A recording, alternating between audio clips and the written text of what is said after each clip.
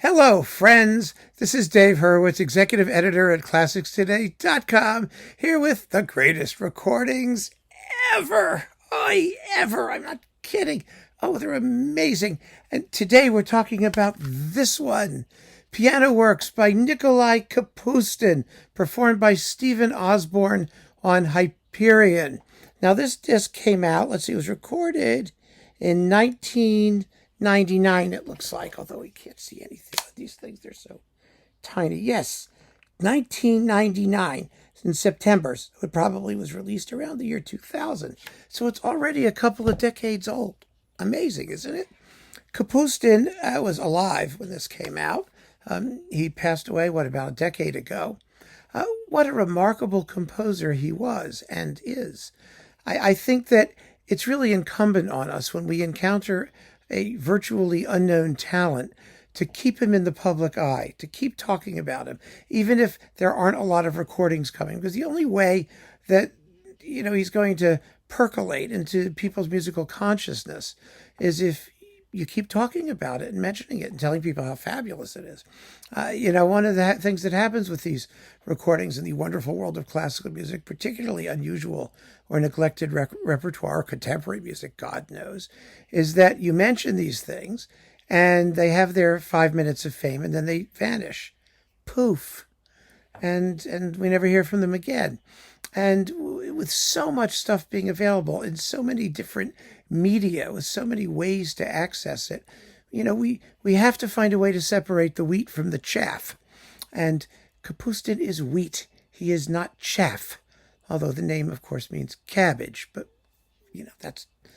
we're not dealing with vegetables. We're dealing with grains.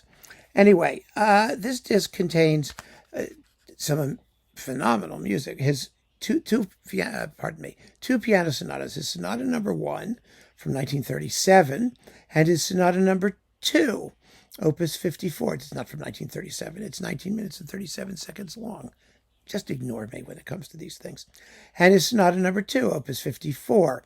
It also, sandwiched in between the two sonatas, is an extensive selection from 24 preludes in jazz style. Now, this is deceptive because the jazz style in question is not just an affectation or a little side trip on Kapustin's part. All of his music is in jazz style, in one way or another. That was the way he composed. And when people first heard it, people said, oh my God, it's jazz.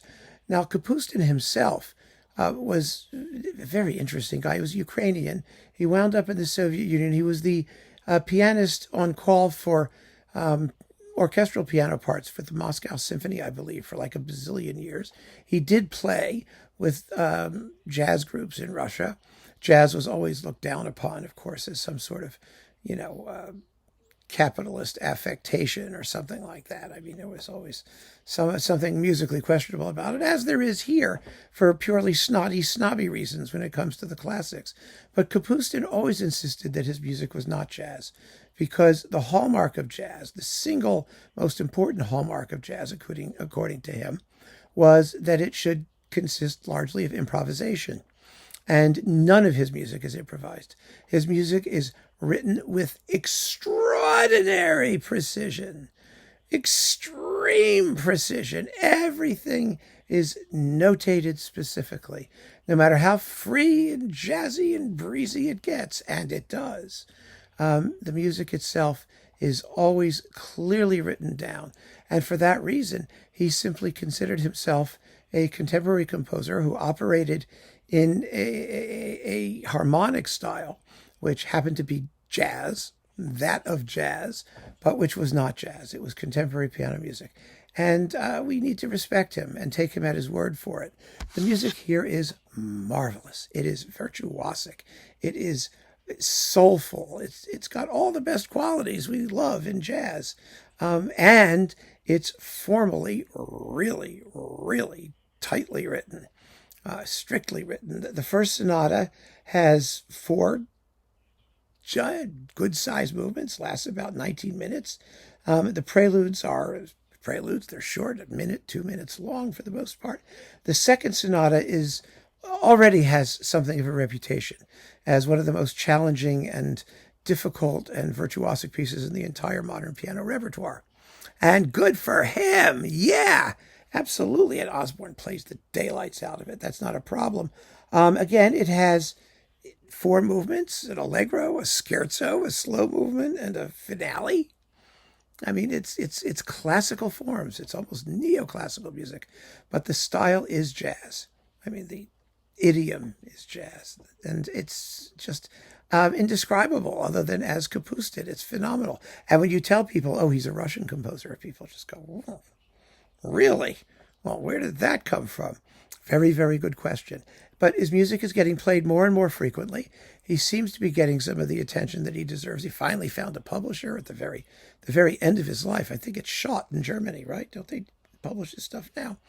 And so, there's a chance that he's going to, survive and make it into the canon of classical music, which would be just marvelous because he richly deserves it. Here was this guy who just in his little apartment whittling away at his own personal musical style and not caring whether anybody paid attention to it or not.